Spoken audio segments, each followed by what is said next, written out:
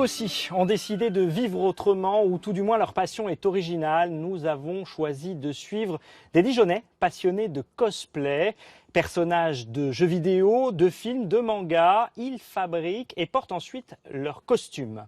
Véritable phénomène né aux États-Unis, le cosplay a explosé au Japon dans les années 80 avec le manga. En Europe, la France ferait partie des pays où l'on compte le plus de cosplayers et notre région, vous allez le voir, n'est pas en reste.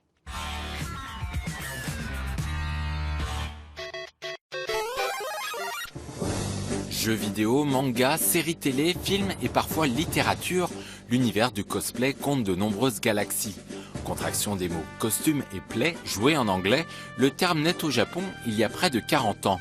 Mais l'aventure du cosplay a en fait débuté aux États-Unis dans les années 30. D'abord très marginal, ce type de déguisement va prendre son envol grâce au phénomène Star Wars à la fin des années 70. Une pratique popularisée par l'explosion du manga. Bonjour. Eh bien, bienvenue chez moi. Pokémon, Naruto ou autres Dragon Ball Z, côté déco, le ton est donné. Améline et sa sœur Aurélia sont fans de manga et de jeux vidéo. Si elles ne vivent pas ensemble, l'aînée a dédié chez elle un espace à leur passion commune, le cosplay. Et parfois, après leur travail, elles se livrent à un drôle de rituel. Faut qu'on compte la couture. Oui. En plus. Donc jusqu'au genou. Oui, voilà, à peu près. Ah. Oui. On n'a pas trop eu de cours pour faire les patrons. Alors, on a trouvé cette méthode-là un jour. Je lui ai dit, mais pourquoi pas je me mets sur le tissu directement. On a essayé et depuis ce jour-là, on utilise cette méthode parce qu'on voit que ça marche. Eh bien, tenez, très cher. Ouais, Faut découper maintenant. Pas très académique, mais efficace. Les sœurs réalisent jusqu'à 6 costumes par an.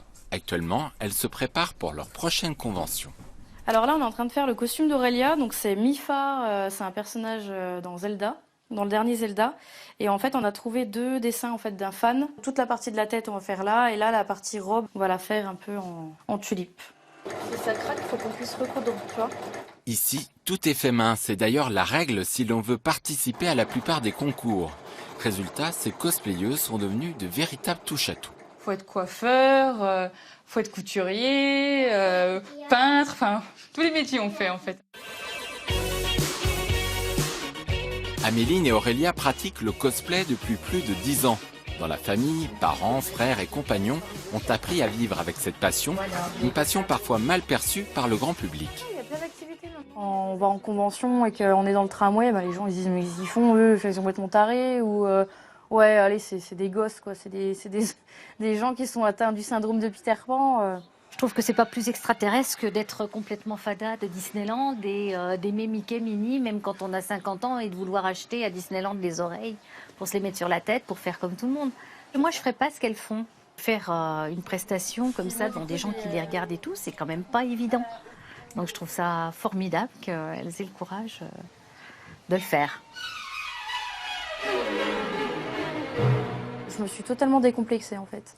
Je me suis trouvée belle, je me suis trouvée vraiment bien et je me suis dit mais pourquoi je me suis prise la tête pendant des années à me dire mais oh je suis pas belle, je suis grosse machin, alors qu'en fait non.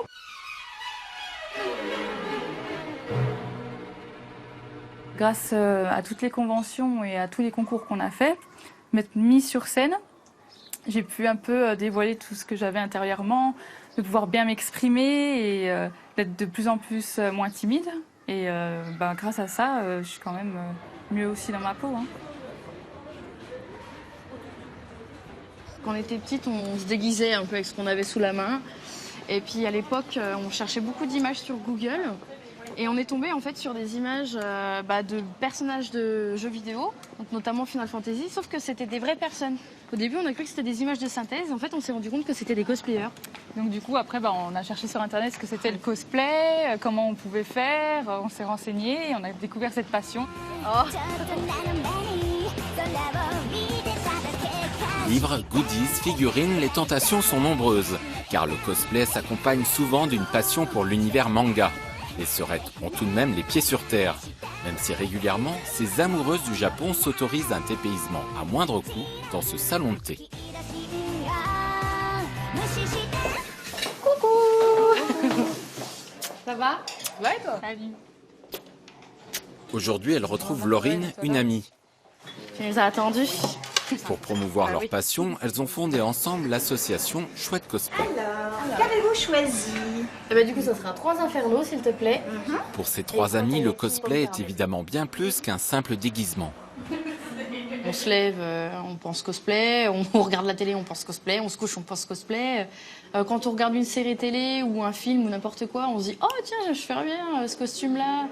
Puis bah, quand on se voit, il n'y a pas un moment où on ne parle pas cosplay. 2 premiers infernos. Celui-là avec le truc. Ça réunit plein de choses que j'aime bien, le maquillage, le théâtre, je fais de la couture, je fais des armures.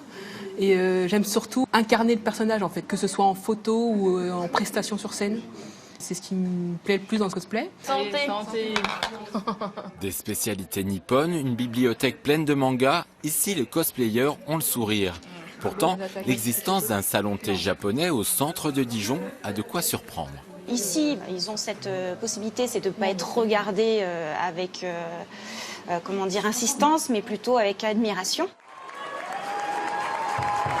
À Dijon, c'est vraiment une ville où le cosplay est beaucoup représenté. Il y a d'ailleurs 2 conventions par an sur le manga.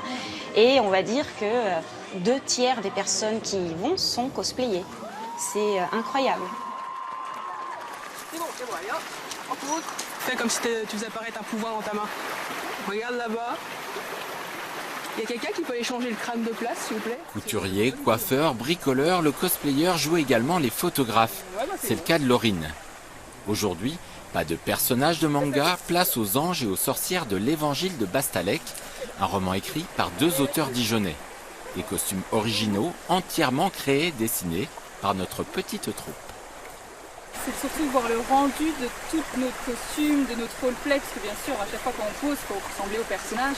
Et ça permet de voir un peu son travail complètement fini, en fait, et d'en être assez fier. Sens de la pose, force du regard, une séance photo digne de professionnels, car le cosplay va bien au-delà d'un simple port de costume. Monte ta main plus dans ses cheveux maintenant. Au début on n'est pas très à l'aise quoi, devant l'appareil photo, on n'a pas forcément. Après on est tous plus ou moins à l'aise, ça dépend comment on est quoi, mais on apprend au fur et à mesure et puis avec l'âge aussi on est un peu plus sûr de soi quoi. Oui, c'est moi qui fais les photos, moi je fais. Oui. C'est une façon de vivre autrement et je pense que c'est surtout une façon de partager sa passion et de partager son amour pour un personnage ou son amour pour la couture ou pour fabriquer des choses. Je trouve que c'est une passion vraiment humaine. Détendez-vous, je te reste pour l'appareil photo.